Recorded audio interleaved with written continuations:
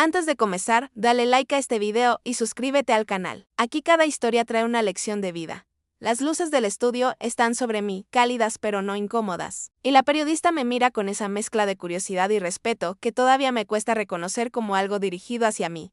Me pregunta cómo lo hice, cómo pude perdonar a la mujer que me humilló durante años, cómo encontré la fuerza para salvar la vida de mi peor enemiga. Sonrío, no porque la respuesta sea simple, sino porque después de todo lo vivido, he aprendido que las preguntas más difíciles a veces tienen las respuestas más sencillas. Respiro hondo y comienzo a hablar, no solo para ella o para las cámaras, sino para cada persona que alguna vez se ha sentido pequeña, invisible, despreciada por quienes deberían verla como igual. Mi nombre es Isabel Torres Ramírez, tengo 45 años y soy enfermera jefe de uno de los hospitales públicos más grandes de la Ciudad de México. Pero no siempre fui esto. Hubo un tiempo en que era solo la muchacha de Oaxaca, la que llegó con un morral gastado y zapatos que ya no daban para más.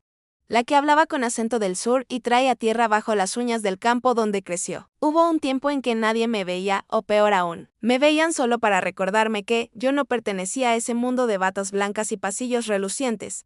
Nací en un pueblo pequeño, donde las casas tienen techo de lámina y las calles se vuelven lodazales cuando llueve. Mi familia era numerosa, éramos 7 hermanos, y mis padres trabajaban el campo de sol a sol, apenas para poner frijoles y tortillas en la mesa. No teníamos mucho, pero teníamos amor, ese amor que no necesita palabras porque se expresa en el sacrificio diario, en las manos callosas de mi padre. En la espalda encorvada de mi madre, sobre el metate, recuerdo el olor de la leña quemándose en el fogón cada mañana, el canto de los gallos antes del amanecer, el sabor del café de olla endulzado con piloncillo que mi madre nos daba antes de ir a la escuela. Yo era la cuarta hija, la que siempre andaba descalza corriendo por los cerros, la que se ensuciaba el vestido trepando árboles, la que hacía preguntas que nadie sabía cómo responder. Pero algo cambió en mí cuando tenía 8 años. Mi madre se enfermó, una fiebre que no cedía, dolores que la hacían gemir en las noches. No teníamos dinero para el doctor del pueblo, así que esperamos días, semanas, rezando a todos los santos que conocíamos. Cuando finalmente mi padre consiguió prestado para llevarla a la clínica, yo fui con ellos. Recuerdo el viaje en camión, las horas eternas, sosteniendo la mano fría de mi madre, sus labios resecos, su piel ardiendo. En la clínica había una enfermera. No recuerdo su nombre, pero sí su rostro. Moreno como el mío, sus manos firmes pero gentiles. La vi limpiar la frente de mi madre, hablarle con voz suave, poner el suero con precisión y cuidado. La vi transformar el sufrimiento en esperanza. Mi madre mejoró en 2 días, y cuando salimos de ahí, yo ya no era la misma niña. Había encontrado mi vocación, mi razón de ser. Quería ser como esa enfermera, quería tener el poder de devolver la vida, de secar lágrimas, de ser la luz en la oscuridad de otros.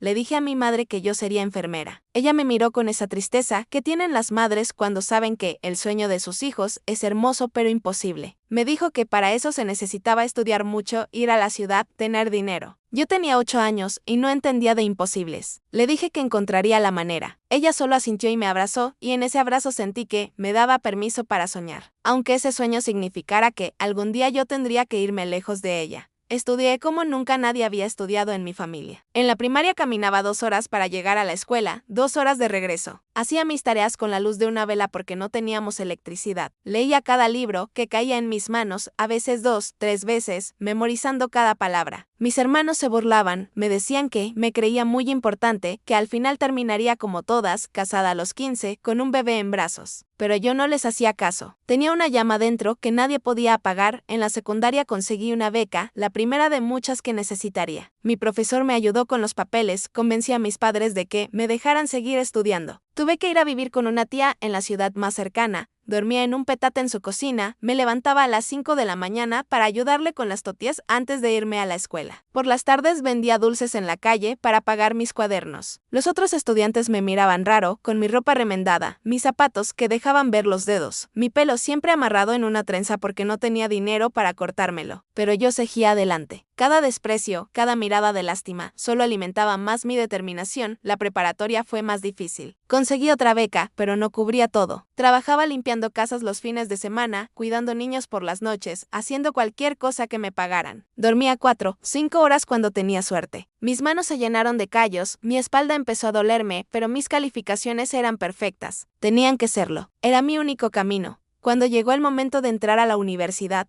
de estudiar enfermería, casi me rindo. El examen de admisión, los costos, los libros, el uniforme, todo parecía una montaña imposible de escalar. Pero mi madre, que nunca había salido del pueblo, que no sabía leer ni escribir, vendió sus gallinas, sus pocas joyas, hasta su rebozo de boda, para darme el dinero que necesitaba. Lloré cuando me dio ese dinero, billetes arrugados y monedas contadas una por una. Le dije que no podía aceptarlo, que era demasiado. Ella me tomó las manos y me dijo algo que nunca he olvidado. Me dijo que un hijo que estudia no es un gasto, es la mejor inversión que una madre puede hacer. Porque ese hijo llevará lejos el nombre de su familia. Porque ese hijo será la prueba de que la pobreza no define el destino. Entré a la universidad con 19 años. Más vieja que la mayoría de mis compañeras, más pobre que todas. La Ciudad de México me tragó como un monstruo gigante. El ruido, la gente, los edificios que tocaban el cielo, todo me asustaba. Rentaba un cuarto diminuto en una vecindad en Tepito. Compartía baño con otras 20 personas, cocinaba en una parrilla eléctrica que me quemó las manos más veces de las que puedo contar. Por las mañanas iba a clases, por las tardes trabajaba en una cafetería, por las noches estudiaba hasta que se me cerraban los ojos. Los fines de semana limpiaba consultorios médicos. No conocía el descanso, no conocía la diversión. Solo conocía el trabajo y el estudio y la promesa que le había hecho a mi madre de que algún día todo esto valdría la pena. En la universidad aprendí muchas cosas. Aprendí anatomía, fisiología, farmacología, todas esas palabras largas que al principio me costaba incluso pronunciar. Pero también aprendí algo que no venía en los libros. Aprendí que el mundo tiene dos tipos de personas, las que te ayudan a subir y las que te empujan hacia abajo. Y descubrí que, en la medicina, en ese mundo que yo tanto idealizaba, había más del segundo tipo de lo que me hubiera gustado. Había compañeras que se burlaban de mi acento, que imitaban la forma en que yo pronunciaba ciertas palabras. Había profesores que asumían que yo había entrado por cuota, no por mérito. Había doctores en las prácticas que me trataban como sirvienta, que me gritaban por errores que no había cometido, que ni siquiera me miraban a los ojos cuando me hablaban. Aprendí a hacer mi trabajo en silencio, a desaparecer cuando no me necesitaban, a ser útil sin ser vista. Me convertí en invisible y pensé que así sería el resto de mi vida. Me gradué a los 24 años con honores.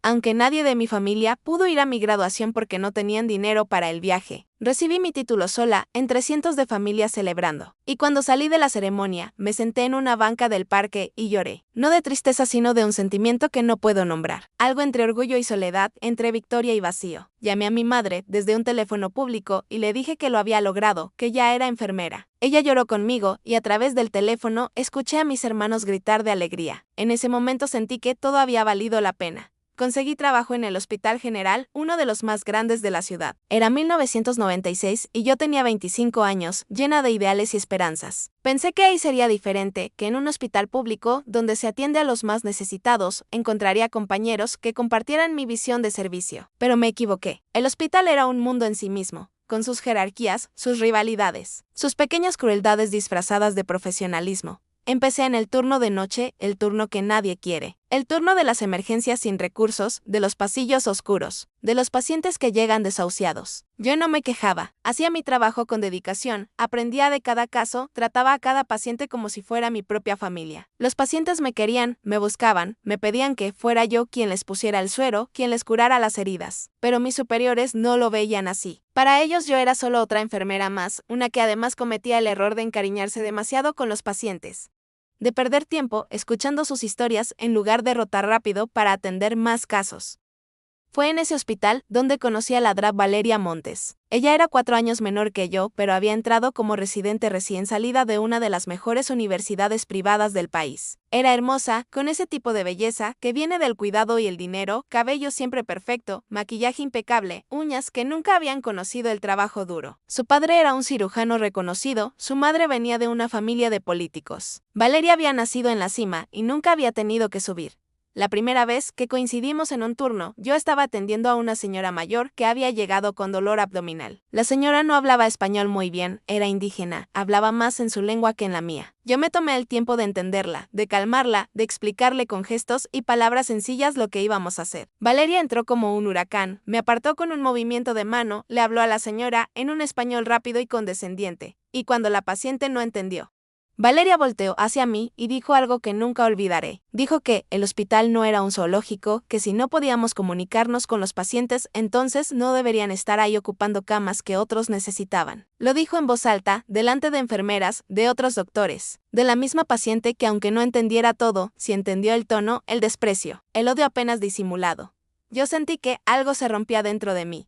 Quise decirle tantas cosas, gritarle que esa señora era un ser humano que merecía respeto, que el hecho de que ella no hablara el idioma correcto no la hacía menos valiosa. Pero no dije nada. Me tragué las palabras, ayudé a la señora a acomodarse y seguí con mi trabajo. Esa fue la primera de muchas humillaciones. Valeria hizo de mi vida un infierno. Parecía que había decidido que yo era su enemiga personal, aunque yo nunca había hecho nada contra ella. Me gritaba enfrente de todos por cosas mínimas. Un expediente que tardé 2 minutos en traer, un medicamento que no estaba exactamente donde ella lo quería. Me saboteaba dejando instrucciones incompletas y luego culpándome cuando algo salía mal. Se quejaba de mí con los superiores. Decía que yo era lenta, incompetente, que no sabía seguir órdenes. Y lo peor de todo es que algunos le creían. O tal vez no le creían, pero no les importaba porque ella era Valeria Montes, la hija del doctor Montes, y yo era solo Isabel, la enfermera de Oaxaca. Hubo un día, unos meses después de su llegada, en que todo casi se derrumba. Habíamos trabajado toda la noche en urgencias. Fue uno de esos turnos en que no pares ni para tomar agua. Llegó una ambulancia con un niño de 6 años.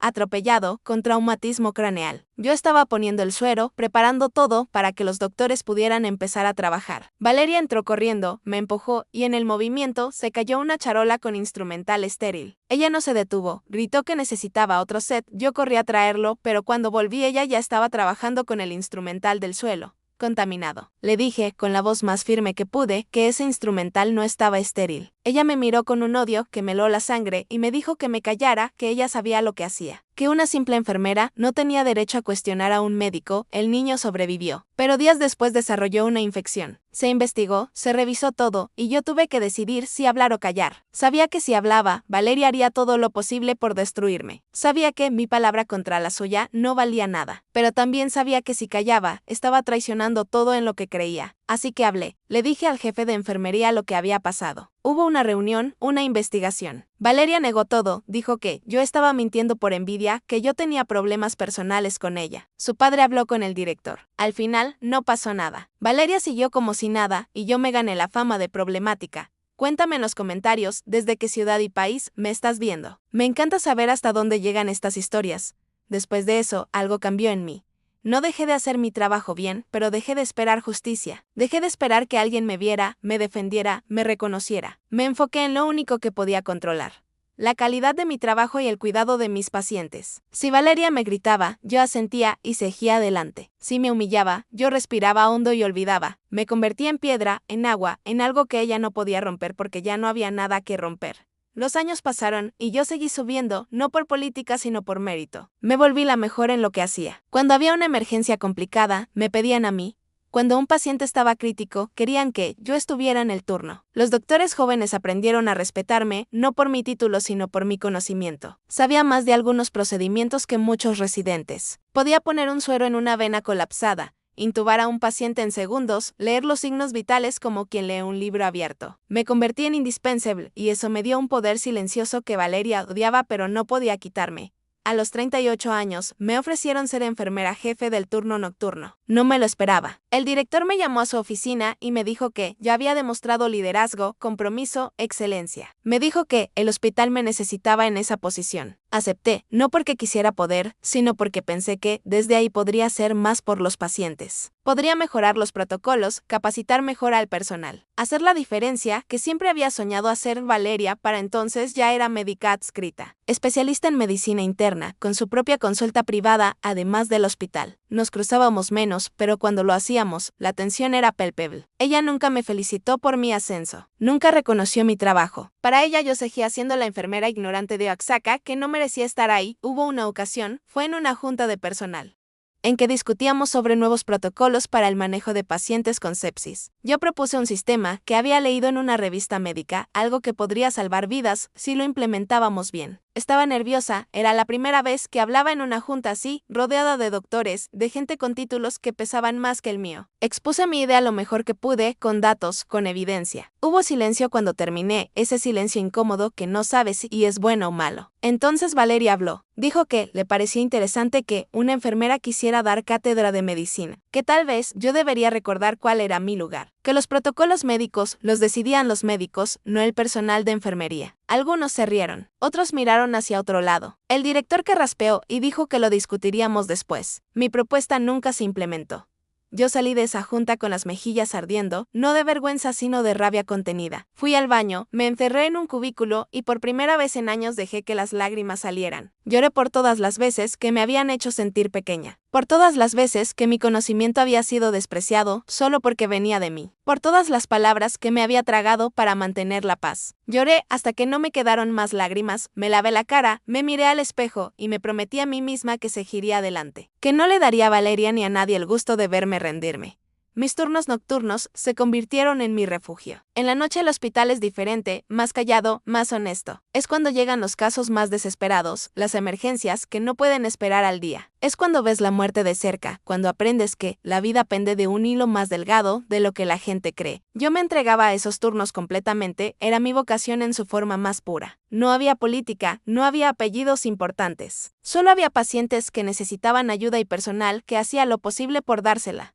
Recuerdo a una mujer que llegó una madrugada, embarazada, sangrando, sin dinero, sin familia, sin esperanza. Tenía tal vez 20 años y ojos aterrados. Me tomó de la mano y me suplicó que salvara a su bebé, que ella no importaba, pero su bebé sí. Estuve con ella toda la noche, sosteniéndole la mano mientras los doctores trabajaban, susurrándole palabras de ánimo, limpiándole el sudor de la frente. Al amanecer su bebé nació pequeño pero vivo, llorando con fuerza. La madre me miró con lágrimas rodando por sus mejillas y me dijo que yo era un ángel. Yo le dije que no, que solo era una enfermera haciendo su trabajo. Pero algo en su mirada me hizo recordar por qué había elegido este camino, porque cada humillación, cada sacrificio, cada noche sin dormir habían valido la pena, los años siguieron pasando. Mi madre envejeció y yo no estaba ahí para cuidarla como ella me había cuidado a mí.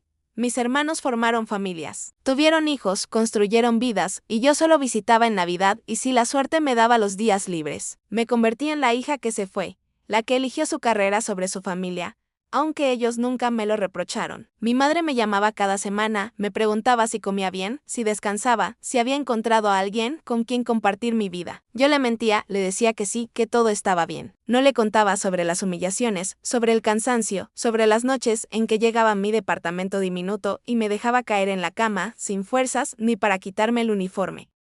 Cumplí 40 años en el hospital en un turno doble porque faltaba personal. No hubo pastel, ni velas, ni felicitaciones. Compré un café en la máquina del pasillo y me lo tomé en 5 minutos entre un paciente y otro. Pensé en la niña que había sido, en aquella que soñaba con sanar enfermos, y me pregunté si ella se sentiría orgullosa de en quien me había convertido. Quise creer que sí, fue un martes de noviembre del 2003. Yo tenía 43 años, cuando todo cambió. Era un turno normal, bueno, tan normal como puede ser un turno en urgencias. Habíamos atendido los casos de rutina, fracturas, intoxicaciones, una apendicitis, un infarto. Eran cerca de las 3 de la mañana, esa hora en que todo se vuelve más lento, más pesado.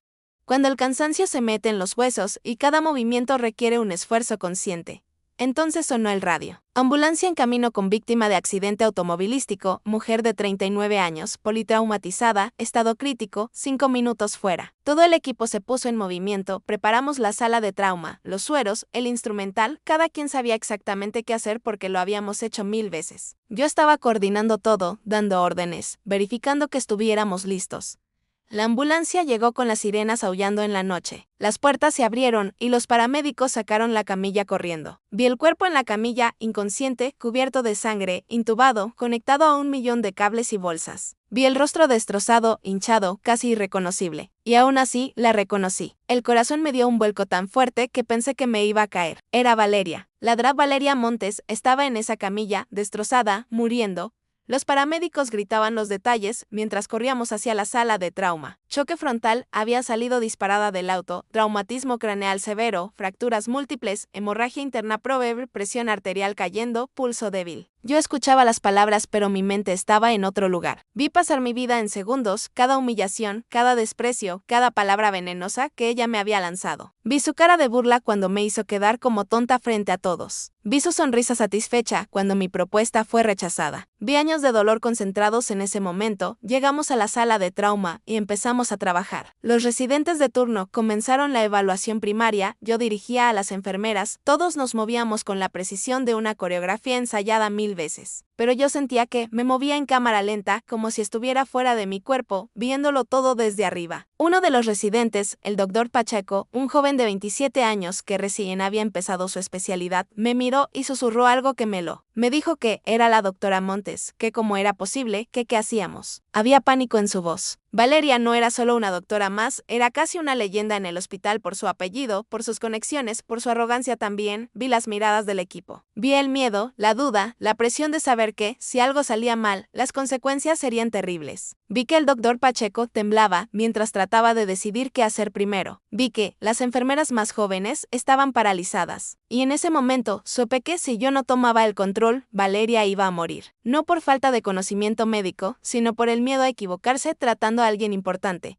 No lo pensé. No tuve tiempo de considerar las implicaciones, de sopesar mi historia con ella, de dejarme llevar por el rencor que hubiera sido tan fácil sentir. Solo vi a una paciente muriendo y un equipo paralizado por el miedo. Levanté la voz, clara y firme, y empecé a dar órdenes. Le dije al doctor Pacheco que se enfocara en estabilizar la vía aérea, que verificara la intubación. Le grité a una enfermera que necesitaba 2 líneas intravenosas de gran calibre, ahora, ya. Le ordené a otra que me trajera sangre O negativo, que llamara al banco de sangre, que nos prepararan al menos 6 paquetes. Le dije al otro residente que necesitaba ultrasonido portátil para evaluar hemorragia interna. El equipo reaccionó, sacudido por mi voz. Empezaron a moverse, a trabajar, a hacer lo que sabían hacer. Yo me paré junto a la camilla y tomé las riendas de todo. Evalué las pupilas de Valeria, desiguales, mal signo. Palpé su abdomen, distendido, rígido, definitivamente había sangrado interno. Vi sus fracturas expuestas en brazo y pierna, el hueso blanco asomando entre carne desgarrada. Vi su presión arterial en el monitor, 80/50, cayendo. Vi su saturación de oxígeno, bajando peligrosamente. Grité que necesitábamos llevarla a quirófano ya, que no había tiempo que perder. El doctor Pacheco me miró inseguro y preguntó si no deberíamos esperar al cirujano de guardia. Le dije que el cirujano estaba en otra emergencia y que para cuando terminara, Valeria estaría muerta. Le dije que él tenía que hacer la laparotomía exploratoria ahora, que yo lo ayudaría, que confiara en mí. Vi el miedo en sus ojos, pero también vi que asintió. Corrimos con la camilla hacia quirófano. Ya iba adelante, gritando que nos abrieran paso, que necesitábamos el quirófano 2 libre inmediatamente. El personal del quirófano nos vio llegar como un huracán y se puso en acción. En 3 minutos teníamos a Valeria en la mesa de operaciones, anestesiada, abierta. Y yo estaba ahí parada, al lado del doctor Pacheco, guiándolo, mientras él buscaba la fuente del sangrado. Encontramos un desgarro en el vaso, el órgano literalmente partido por el impacto. El doctor Pacheco no sabía qué hacer, había leído sobre esplenectomías, pero nunca había hecho una. Yo tampoco la había hecho, pero había asistido en docenas, había visto el procedimiento tantas veces que lo conocía paso por paso. Le fui diciendo qué hacer, dónde cortar, cómo ligar, cómo controlar el sangrado. Mis manos no tocaron el bisturí, pero mis palabras guiaron cada movimiento. Trabajamos durante horas, reparando lo que se podía reparar, estabilizando lo que se podía estabilizar. En algún momento, mientras estaba ahí parada viendo la sangre, los órganos, las manos del residente trabajando dentro del cuerpo de Valeria, tuve un pensamiento que me avergüenza. Pensé que fácil sería dejar que algo saliera mal. Un pequeño error, un vaso no ligado correctamente, una compresa olvidada. Nadie me culparía, era una emergencia, estábamos bajo presión, estas cosas pasan. Valeria moriría y yo quedaría libre de mi torturadora, de la mujer que había envenenado mi vida durante años. Sería justicia poética, karma, como se quiera llamar, pero ese pensamiento duró solo un segundo, menos que un segundo, porque en ese momento vi algo más.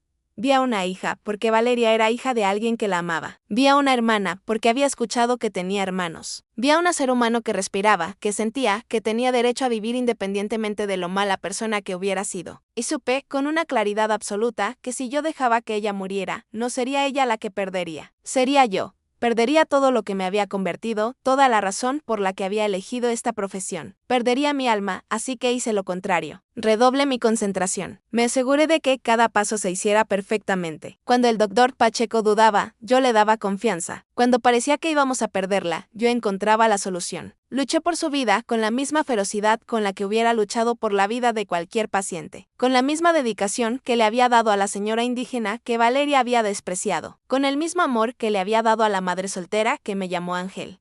Después de 5 horas, la estabilizamos. Seguía crítica, seguía en peligro, pero estaba viva. La llevamos a terapia intensiva, la conectamos a un respirador, a monitores, a todo lo que necesitaba. Me quedé ahí viéndola, inconsciente, vulnerable, tan diferente de la mujer arrogante que conocía. Sus cabellos perfectos estaban rapados por las cirugías, su rostro hinchado y morado, tubo saliendo de cada parte de su cuerpo. Se veía pequeña, frágil, humana. El doctor Pacheco se me acercó, todavía temblando por la adrenalina, y me agradeció. Me dijo que sin mí, él no hubiera podido hacerlo, que yo le había salvado la vida, que no sabía cómo pagarme. Yo le sonreí cansada y le dije que no me debía nada, que él había hecho el trabajo difícil, que fuera a descansar. Pero me miró con una intensidad extraña y me dijo que él sabía quién era Valeria, que él había visto cómo me trataba, que no entendía cómo yo había podido hacer lo que hice. Le dije simplemente que ella era mi paciente y que yo era enfermera. Esa era toda la explicación que necesitaba. Salí del hospital cuando amanecía. El cielo estaba teñido de rosa y naranja. Las calles empezaban a llenarse de gente camino al trabajo. Yo caminé hasta la parada del autobús en una especie de trens. Sentía el cuerpo pesado, la espalda dolorida, los pies hinchados dentro de mis zapatos. Pero sentía algo más, algo que no había sentido en años. Sentía paz. Una paz profunda que venía de saber que había hecho lo correcto, que había sido fiel a mis principios.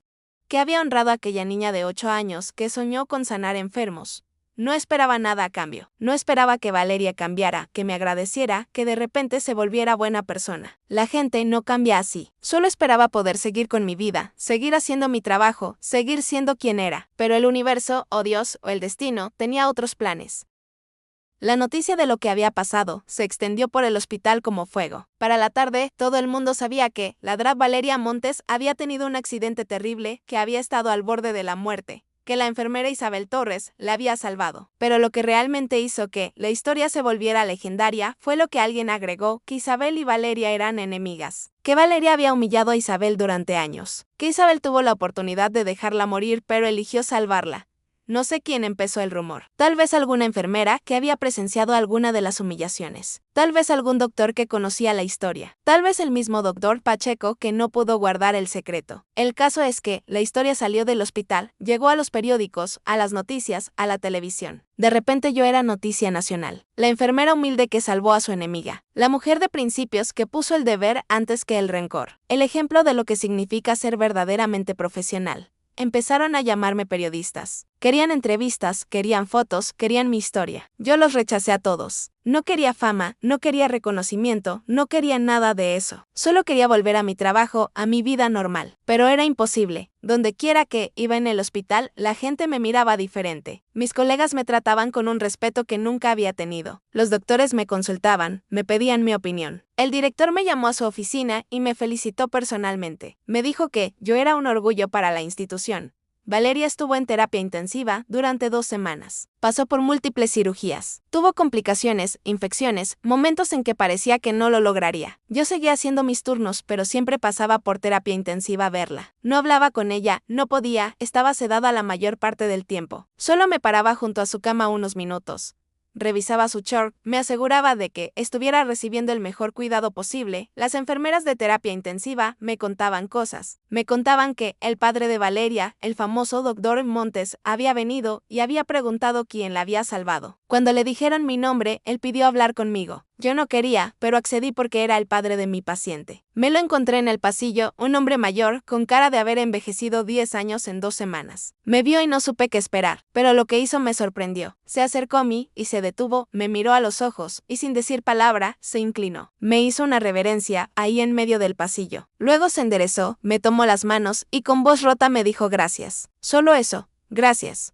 Y se fue. Después de un mes, Valeria despertó. Estaba confundida, desorientada, débil. Tardó días en entender completamente qué había pasado. ¿Dónde estaba? ¿Por qué le dolía todo el cuerpo? Sus padres estaban con ella constantemente. Yo seguía mi rutina de pasar a verla. pero ahora me aseguraba de que ella estuviera dormida o distraída. No quería un encuentro, no quería escuchar agradecimientos falsos ni disculpas obligadas. Pero una noche, cuando pasé a revisar su evolución, estaba despierta. Me vio entrar y nuestras miradas se encontraron. Por un momento ninguna dijo nada. Yo iba a darme la vuelta y salir, pero ella habló. Su voz era apenas un susurro ronco. Me dijo mi nombre, solo eso, Isabel.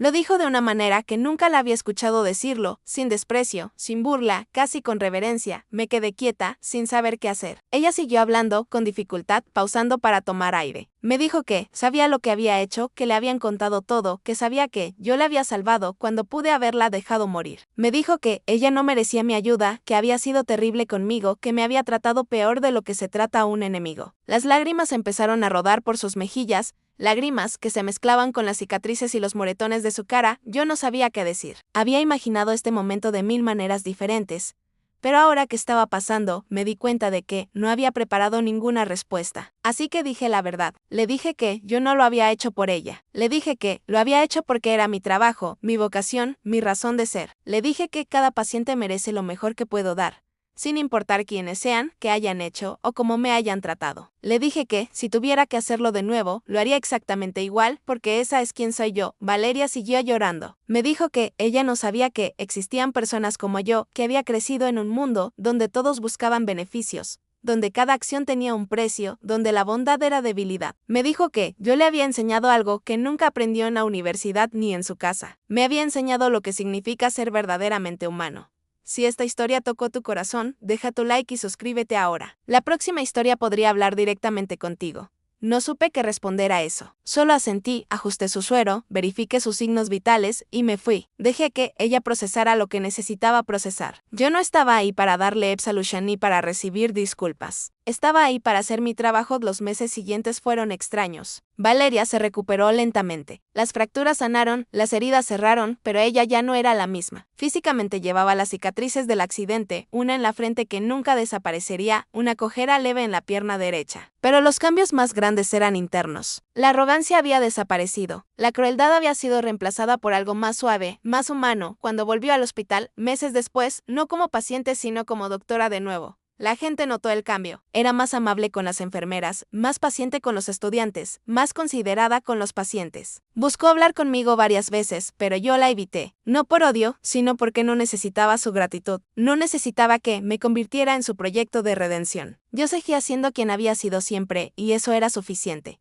Pero Valeria era persistente. Un día me encontró en el comedor, se sentó frente a mí sin pedir permiso y me dijo que necesitaba que la escuchara. Me dijo que sabía que yo no quería su agradecimiento, pero que ella necesitaba dármelo de todas formas. Me contó que el accidente le había dado una segunda oportunidad, pero que había sido yo quien le había dado la verdadera segunda oportunidad. La oportunidad de ser mejor persona. Le pregunté por qué había sido tan cruel conmigo durante tantos años. Ella miró su café, dio vueltas a la cuchara y finalmente habló. Me dijo que yo le recordaba todo lo que ella no era. Me dijo que yo tenía algo que ella nunca tuvo, algo que no se podía comprar ni heredar. Tenía vocación genuina, amor real por lo que hacía, humildad que venía de conocer el sufrimiento. Me dijo que ella había entrado a medicina porque era lo que se esperaba de ella, porque su padre lo había querido así, porque en su familia todos eran doctores. Pero nunca había tenido pasión por ello. Y verme a mí tan dedicada, tan entregada, le mostraba su propia vacuidad. Así que en lugar de admirarme, había elegido destruirme. Esa confesión me conmovió más de lo que esperaba. Vi en sus ojos algo que nunca había visto antes: honestidad real, vulnerabilidad, arrepentimiento genuino. No la perdoné en ese momento. El perdón no es algo que se puede forzar o apresurar, pero sí sentí que algo dentro de mí se suavizaba, que el peso que había cargado durante años empezaba a hacerse más ligero. La historia seguía creciendo fuera del hospital. Los medios no la soltaban. Me buscaban en mi casa, en el trabajo, en la calle. Rechacé entrevistas durante meses hasta que el director me pidió, casi me rogó, que aceptara una. Me dijo que la historia estaba inspirando a la gente, que el país necesitaba ejemplos como el mío, que yo podía hacer una diferencia más grande si compartía mi experiencia. Finalmente accedí a una entrevista, solo una, en un programa nacional. Y aquí estoy, en este estudio, con estas luces cálidas, con esta periodista que me mira como si yo fuera alguien especial. Termino de contar mi historia y ella tiene lágrimas en los ojos. Me pregunta cómo lo hice, cómo pude poner a un lado todo ese dolor, todo ese resentimiento. Le digo lo que le he dicho a Valeria, lo que me he dicho a mí misma 1000 veces. No fue fácil. No fue un momento de iluminación divina. Fue una decisión, simple y terrible, que tomé en una fracción de segundo. La decisión de ser quien yo era, no quien mis circunstancias intentaban convertirme. La periodista me pregunta qué mensaje le daría a la gente que está viendo. Pienso en mi madre en Oaxaca, viendo este programa en el televisor viejo de su sala. Pienso en la niña que fui, descalza y soñadora. Pienso en todas las personas que se sienten pequeñas, invisibles, pisoteadas por un mundo que no las valora. Y digo lo que siento en el corazón. Les digo que la grandeza no está en los títulos, ni en el dinero, ni en el poder. La grandeza está en cómo tratamos a otros cuando nadie nos está viendo. Está en hacer lo correcto, incluso cuando lo correcto es lo más difícil. Está en mantener nuestra humanidad en un mundo que constantemente intenta arrebatárnosla. Les digo que cada uno de nosotros tiene el poder de hacer una diferencia. No necesitamos ser famosos ni importantes. Solo necesitamos ser buenos. Les digo que el odio es fácil, que el rencor es cómodo, que la venganza es tentadora, pero que ninguna de esas cosas nos hace mejores. Solo nos hace más pequeños, más amargos, más parecidos a quienes nos han hecho daño. Les digo que perdonar no es olvidar, no es pretender que el daño nunca pasó. Perdonar es decidir que ese daño no va a definir quiénes somos, que no vamos a darle el poder de convertirnos en personas que no queremos ser. Les cuento sobre las noches en que lloré sola, sobre las veces que quise renunciar, sobre los momentos en que pensé que no valía la pena. Pero les digo que todo eso, cada lágrima, cada humillación, cada sacrificio, me convirtió en quien soy. Me dio fortaleza, me dio sabiduría, me dio empatía. Me enseñó que el sufrimiento no es el final de la historia. Es parte del camino que nos lleva a ser más completos, más compasivos, más humanos. Hablo sobre Valeria también. Les digo que ella no es un monstruo, que nadie es solo una cosa. Les digo que todas las personas son complejas, que todos cargamos nuestras propias heridas, nuestros propios miedos. Que a veces, la crueldad de otros no es sobre nosotros, es sobre ellos, sobre sus propias inseguridades, sus propios vacíos. Y que entender eso no justifica el mal comportamiento, pero sí nos ayuda a no tomarlo tan personal, a no dejar que nos destruya. Les digo que Valeria y yo nunca seremos amigas. Demasiado ha pasado, demasiadas heridas que aunque cicatrizadas, siguen ahí. Pero hay respeto ahora, hay reconocimiento mutuo. Y eso es suficiente. No todas las historias terminan con abrazos y lágrimas de reconciliación. A veces terminan simplemente con dos personas que eligen dejar ir el pasado y seguir adelante con sus vidas. La periodista me pregunta qué cambió después de todo esto. Le digo la verdad, externamente, mucho. Me dieron premios que nunca busqué, reconocimientos que me incomodan. Me ascendieron a directora de enfermería de todo el hospital. Ahora tengo una oficina, un título importante, la capacidad de hacer cambios reales en cómo funciona el sistema. Pero internamente, nada cambió. Sigo siendo la misma Isabel, la niña de Oaxaca, la que se maravilla cada día de poder hacer este trabajo. La que llora cuando pierde un paciente y celebra cada vida salvada. Me pregunta sobre mi familia. Le cuento que finalmente pude traer a mi madre a vivir conmigo, que después de tantos años de sacrificio, de cuidar a otros, ahora puedo cuidar de ella, que todas las mañanas le preparo su café como ella me lo preparaba a mí, que en las tardes nos sentamos juntas y ella me cuenta historias del pueblo mientras tejo algo que nunca termino, que esos momentos simples son mi mayor alegría, más que cualquier premio o reconocimiento. Me pregunta si volvería a hacerlo. Si pudiera regresar en el tiempo, a esa madrugada de noviembre, ¿tomaría la misma decisión? No dudo ni un segundo. Le digo que sí, 1000 veces sí. Porque esa decisión me definió más que ninguna otra cosa en mi vida. Porque en ese momento, cuando tuve el poder de vida o muerte, cuando pude dejar que mi dolor guiara mis acciones, elegí algo más grande que yo misma. Elegí ser fiel a mis valores, a mi vocación, a la niña que alguna vez soñó con sanar enfermos. Le explico que esa noche aprendí algo fundamental sobre el perdón y la compasión. Aprendí que no haces esas cosas por la otra persona, las haces por ti mismo. Porque al final del día, cuando cierras los ojos para dormir, tienes que poder vivir con tus decisiones. Tienes que poder mirarte en el espejo y reconocer a la persona que te devuelve la mirada. Y yo necesitaba poder hacer eso. Necesitaba saber que cuando se me presentó la prueba más grande de mi vida, cuando tuve la oportunidad de ser cruel con quien había sido cruel conmigo, elegí ser mejor. Hablo sobre el concepto de vocación, sobre lo que significa realmente dedicar tu vida a servir a otros. Le digo que la vocación no es solo un trabajo, es un llamado que viene de lo más profundo de tu ser. Es esa voz interior que te levanta cuando quieres rendirte, que te da fuerza cuando ya no te queda, que te recuerda por qué empezaste cuando el camino se hace imposible. Le digo que mi vocación me ha costado todo, relaciones, tiempo, comodidad, paz mental muchas veces. Pero también me ha dado todo, un propósito, un significado, la certeza de que mi vida importa. De que hago una diferencia, aunque sea pequeña, La entrevista está por terminar y la periodista me hace la última pregunta. Me pregunta qué les diría a las jóvenes que están pensando en estudiar enfermería o medicina o cualquier profesión de servicio. Me tomo un momento antes de responder porque sé que esta respuesta es importante. Sé que, en algún lugar, hay una niña como yo fui, soñando con ayudar a otros, dudando si es posible, si vale la pena. Les digo que no va a ser fácil, que van a haber momentos en que querrán rendirse, en que se preguntarán por qué eligieron este camino, que van a conocer gente que las va a menospreciar, que va a intentar hacerlas sentir pequeñas, que van a trabajar cuando otros descansan, que van a sacrificar cuando otros celebran, que van a ver sufrimiento, muerte, injusticia, todo lo oscuro que el mundo tiene para ofrecer. Pero también les digo que van a conocer la alegría más pura que existe, la de salvar una vida, la de aliviar un dolor, la de ser la luz en el momento más oscuro de alguien, que van a aprender sobre la fortaleza del espíritu humano, sobre la capacidad de las personas para soportar lo imposible, para encontrar esperanza en la desesperación, que van a construir conexiones reales, profundas, con otros seres humanos en sus momentos más vulnerables, y que al final, cuando vean hacia atrás en sus vidas, van a saber con certeza absoluta que su existencia tuvo significado, que hicieron del mundo un lugar un poco mejor. Les digo que vengan de donde vengan, ricos o pobres, del norte o del sur, con apellidos importantes o sin ellos. Lo único que importa es que traigan corazón, que traigan compasión, dedicación, humildad para seguir aprendiendo siempre. Que los títulos y los reconocimientos vendrán o no vendrán, pero lo que realmente cuenta es cómo tratan a sus pacientes, cómo honran la confianza que depositan en ustedes, cómo mantienen su humanidad en un sistema que muchas veces intenta quitársela.